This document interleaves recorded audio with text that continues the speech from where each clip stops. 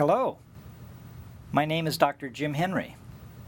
I'm a clinical researcher at the National Center for Rehabilitative Auditory Research, located at the VA Medical Center in Portland, Oregon. And I'm Dr. Tara Zaug. I'm a research audiologist also at the National Center in Portland. This is the first session of a 5-part video series.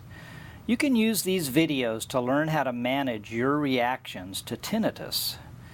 We want this experience to be interactive, so we'll ask you to pause the video now and again so that you can fill out a worksheet or do some other activity that we'll explain later. So be sure to keep the remote control handy so that you can pause the video when we ask you to. Before we get started, we'd like you to gather up a few materials. You'll need a pen or a pencil to write with. You'll also need the workbook titled How to Manage Your Tinnitus, a step-by-step workbook. When you've got the workbook, open it up to the back and tear out a sound plan worksheet. If you need to, you can pause the video to gather your materials, and when you're ready to start working, restart the video. We wish we could tell you that tinnitus can be cured. That's really what everybody wants, a cure. I have tinnitus, and I certainly want a cure. We want to be able to turn our tinnitus off or be able to reduce its loudness. There's a lot of research going on, but there's no cure yet. Although it can't be cured, you can learn to manage your reactions to tinnitus. No matter what method you use to manage your reactions to tinnitus, you're trying to accomplish basically the same goals.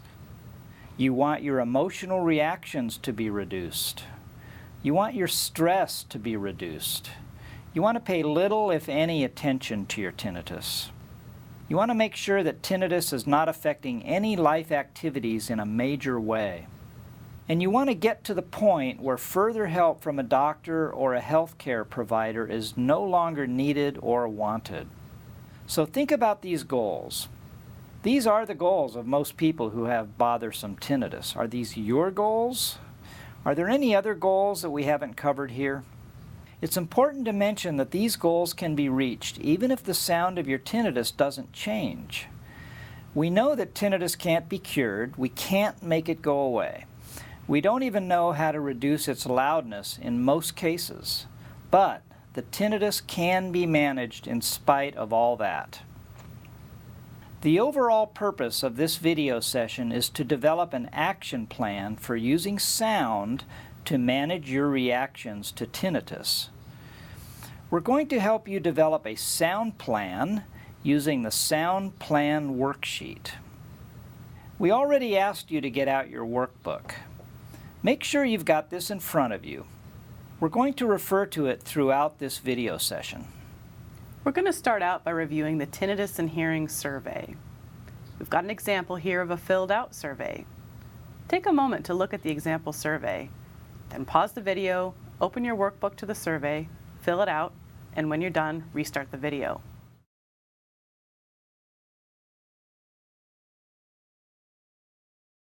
Now that you've completed the Tinnitus and Hearing Survey, you're probably wondering, what does it tell me? Tinnitus problems and hearing problems are often confused. Sometimes people who have hearing problems will blame their hearing problems on their tinnitus. This survey helps you separate the problems. It'll help you figure out how much of the problem is a tinnitus problem and how much of it is a hearing problem. It's important to understand that because all of the things we'll talk about today will help you learn how to manage the kinds of problems that show up in Section A. These are tinnitus problems. The problems that show up in Section B are hearing problems. If you want help with hearing problems, you can talk to an audiologist. And Section C is loudness tolerance problems. If you want help with loudness tolerance problems, you can talk to an audiologist.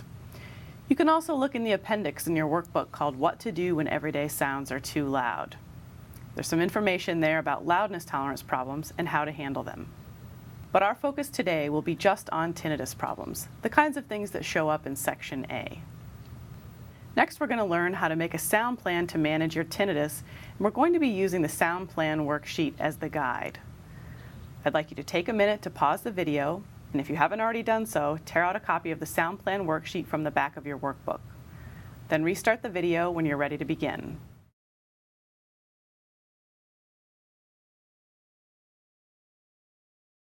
We're going to start with number 1 on the sound plan worksheet. The first step is to write down your most bothersome tinnitus situation. And to do that, we're going to have you pause the video and locate the tinnitus problem checklist in your workbook. Fill out the checklist. Be sure each problem you chose on the checklist is a tinnitus problem and not a hearing problem. Once you have filled out the checklist, restart the video.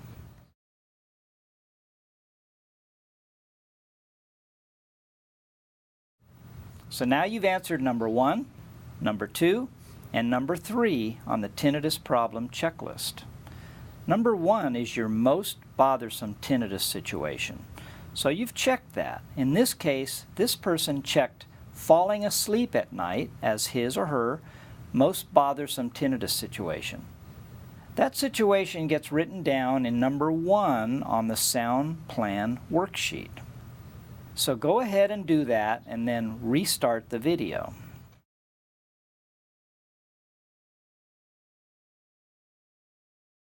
Next, we'll discuss number 2 on the sound plan worksheet.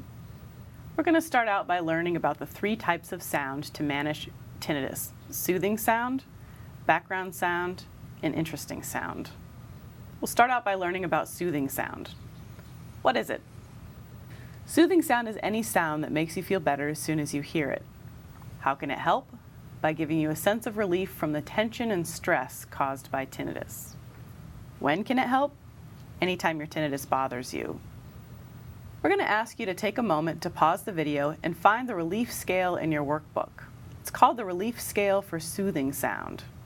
After you find the relief scale in your workbook, restart the video.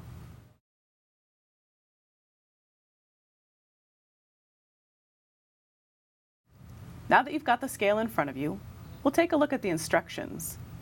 The instructions say to choose a sound that you think will be soothing, then adjust the volume of the sound until you find the level that gives you the most relief. And then answer the question: when I listen to the sound, how much relief do I feel? 0 would be no relief at all, so that would mean when you turn on the sound, you don't feel any relief from the stress or tension caused by your tinnitus. And number 5 is complete relief. That would mean when you turn on the sound, you no longer have any stress or tension from your tinnitus. The scale is a tool for you to use to start figuring out which kinds of sounds are the most soothing for you. You can write down a sound that you like to listen to and give a rating. And once you've got a whole list of sounds, you'll start getting a feel for which sounds are the most soothing to you. There are also examples of different types of sounds on the Tinnitus Sound Demonstration CD located in the back of your workbook. We're going to give this a try. We're going to listen to a sound that's soothing for some people.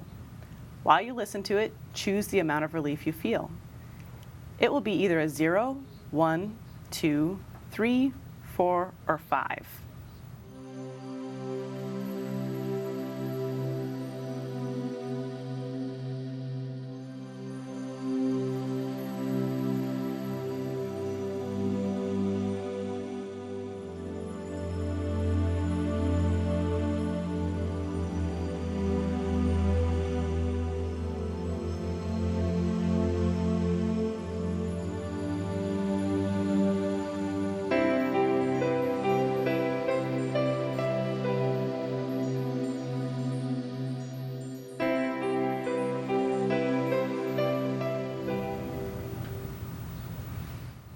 Now I'd like you to take a moment and pause the video. Write down the sound that you listened to and then circle the amount of relief it gave you. When you're done, restart the video.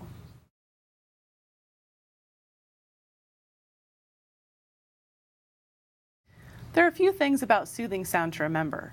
The sound you just heard is more soothing to some people and less soothing to others. Your job is to find the sounds that are soothing for you. It might take time and patience to find the sounds that are the most soothing and helpful for you.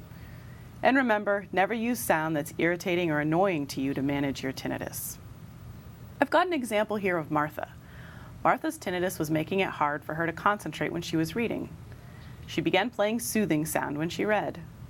The sense of relief she felt from the music made it easier for her to concentrate. Next, I'd like you to describe out loud what the purpose of soothing sound is. It might seem like an odd thing to do, but saying something out loud and in your own words can help you understand it better.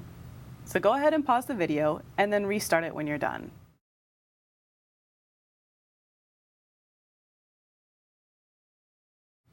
Did you say something to the effect that you'll use soothing sound to make you feel better right away and provide relief from stress caused by the tinnitus? If so, great. You understand the purpose of using soothing sound. We talked about soothing sound, and now we're going to talk about background sound. Background sound is any sound that is neutral. It's not soothing and it's not interesting. How can it help? Background sound reduces contrast to make it easier to ignore your tinnitus. We're going to explain that in just a moment. Background sound can help you any time of the day, morning, noon, or night. A good way to think about background sound is to think about a candle in a dark room. There's sharp contrast between the bright candle and the dark room. And in this situation, the candle naturally attracts a lot of attention.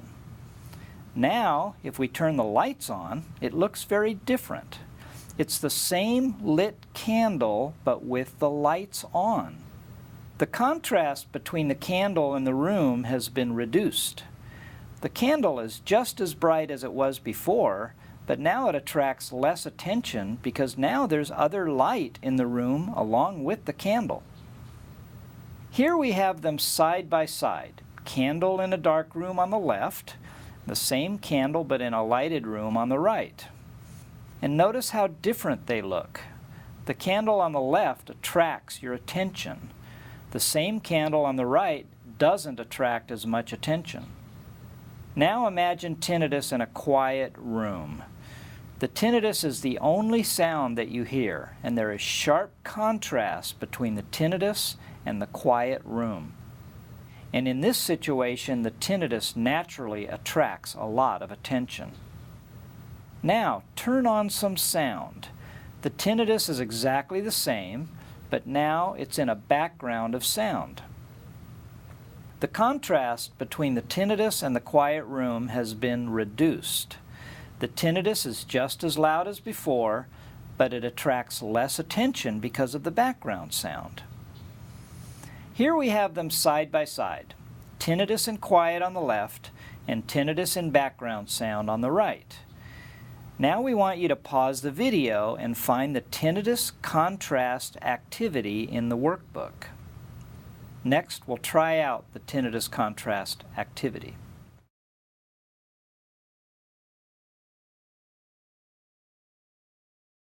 We're going to start by asking you to spend a few moments listening to your tinnitus in quiet. This is the only time we're ever going to ask you to do this because we don't normally want you to listen to your tinnitus. And then we're going to turn on the background sound. Then, with the background sound turned on, notice the reduced contrast. Okay, here we go.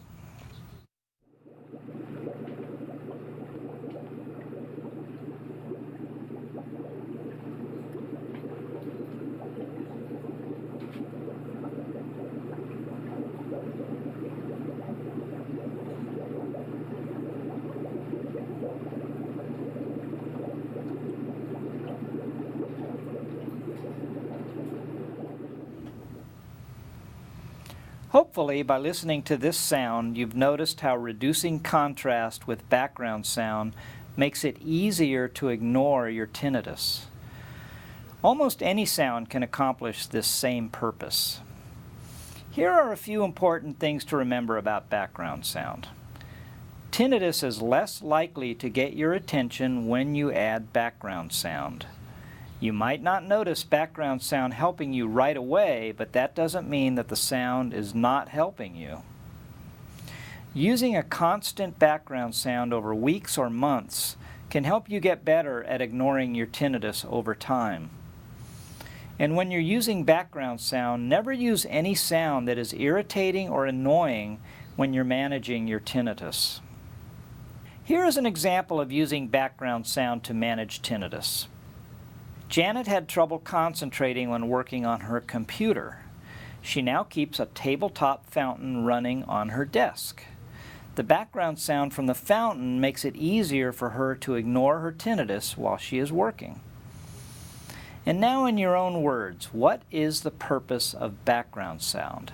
Go ahead and say it out loud. Like we said before, saying something out loud and in your own words can help you understand it better. Go ahead and pause the video and then restart it when you're done.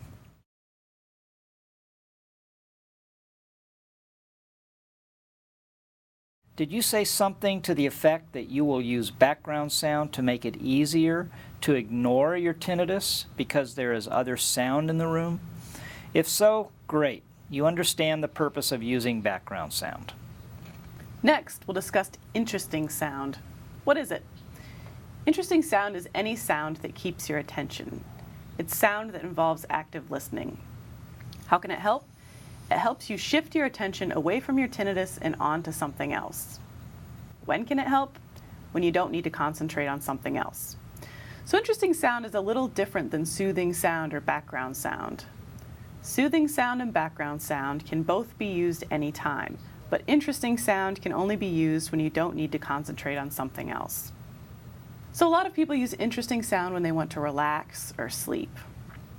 We're going to ask you to take a moment to pause the video and find this scale in your workbook. It's called the attention scale. After you find the scale in your workbook, restart the video.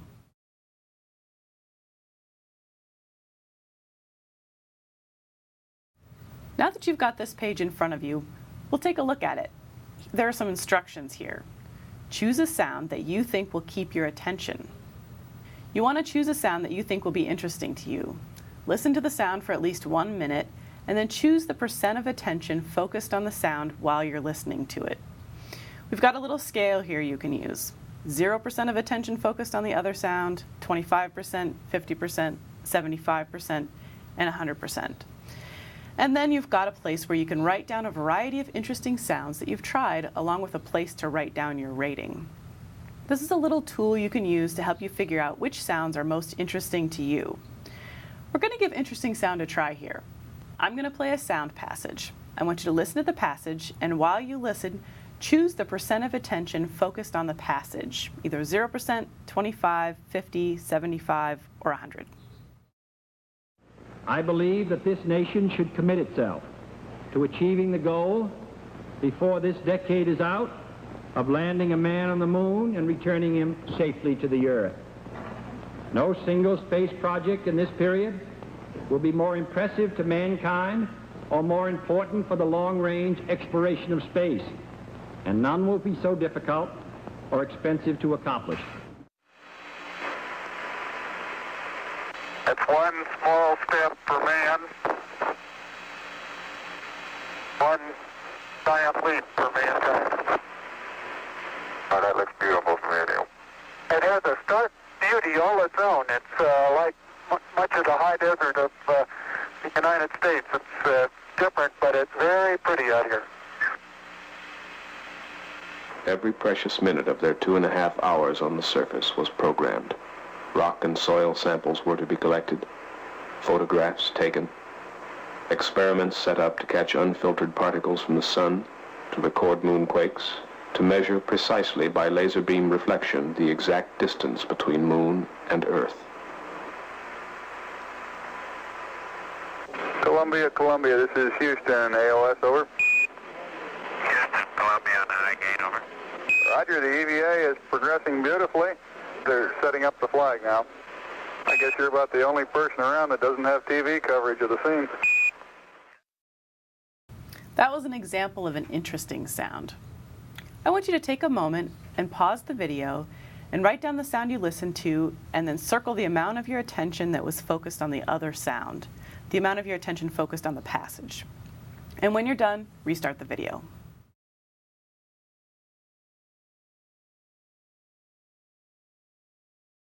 We're all different, and the passage you just heard is more interesting to some people and less interesting to others. So your job is to find the sounds that are interesting to you. And just like with the other sounds, it might take time and patience to find the sounds that are most interesting and helpful for you. And remember, not to use sound that's irritating or annoying when you're trying to manage your tinnitus. We've got an example here. Patrick talks to his friends on the telephone to keep his mind off of his tinnitus. This is an example of using interesting sound to manage tinnitus. And now in your own words, what is the purpose of interesting sound? Just like before, say it to yourself out loud. Go ahead and pause the video and then restart it when you're done.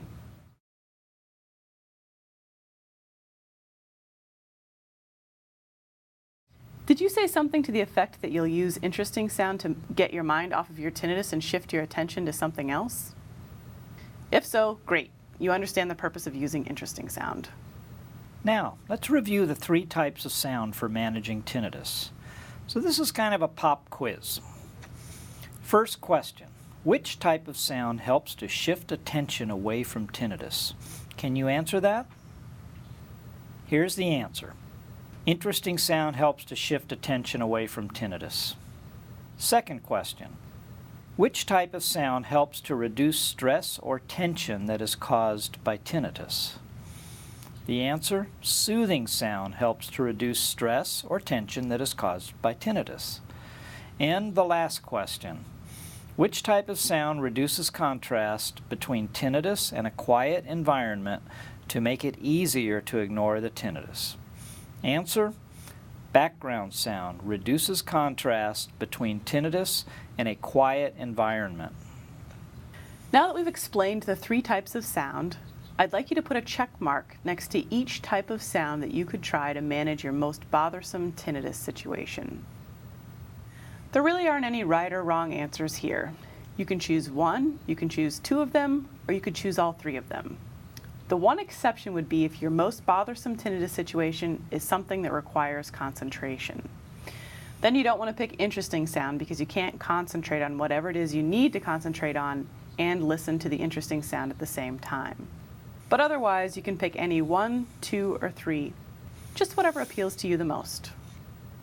Now pause the video and put a check mark next to each type of sound that you might try to manage your most bothersome tinnitus situation.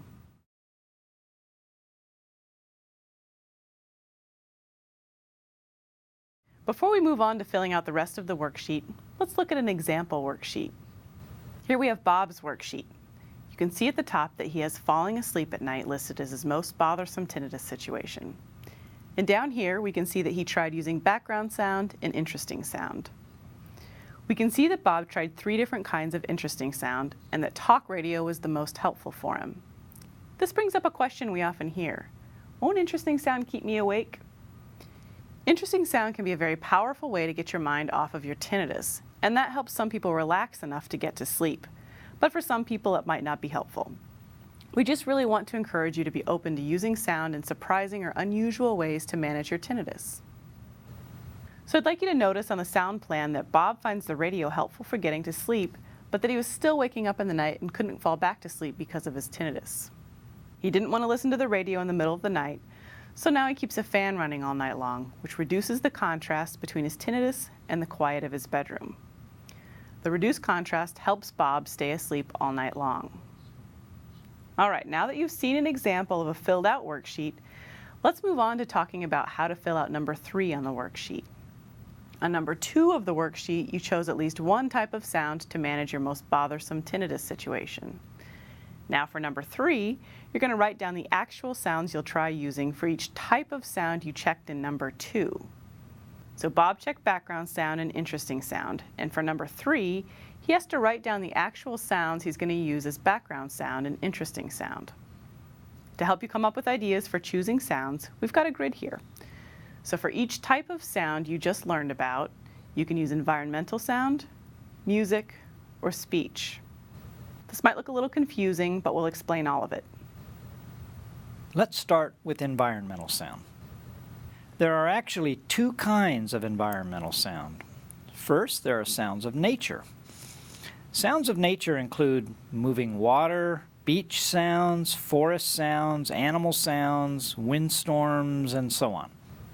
Man-made sounds include sounds like electric fan noise, shower sound, aircraft noise, wind chimes, traffic noise, radio, static, sounds like that. After environmental sound, there's music. There are many styles of music, and we all have our own preferred styles. You might like the beat